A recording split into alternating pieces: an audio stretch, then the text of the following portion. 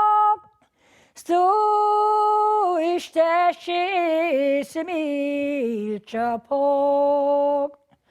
Achon suwadispio baiganamart. Maris nes marichiolin. Nagaunelet Eleanor Naron. É isso, pessoal. Se vocês tiverem algum comentário, sugestão, crítica ou pergunta, ou se tiverem algum pedido para que eu leia algum texto, algum poema, ou fale de alguma autora, ou mesmo se quiserem participar do podcast, basta entrar em contato comigo por minhas redes sociais, que estarão linkadas nas show notes desse episódio. Eu sou @blankgarden no Instagram e @ablankgarden no Twitter. Caso vocês ouçam o podcast no aplicativo Anchor, vocês também podem me mandar mensagens de voz por lá. Aí eu acrescento aqui nos episódios as mensagens de voz de vocês. Todos os links vocês encontram no box de descrição desse episódio. E agora eu tenho aí uma pergunta para você que me ouviu até aqui. Você já leu algum romance, alguma coletânea de contos, algum conto da Charlotte Riddell? Você acha que ela ainda merece ser lida? Como você acha que ela se compara, né, às escritoras e aos escritores consagrados dessa época vitoriana? E por que você acha que ela foi esquecida? O que você acha desse tópico que ela aborda nesse livro que eu discuti aqui, Uma Luta pela Fama? É só deixar sua opinião ou comentário nas redes sociais do podcast. Como sempre, eu deixarei uma lista de livros sobre a autora lá na página do podcast para quem quiser saber mais. Muito obrigada por terem escutado até aqui. Espero que tenham gostado e até o próximo episódio.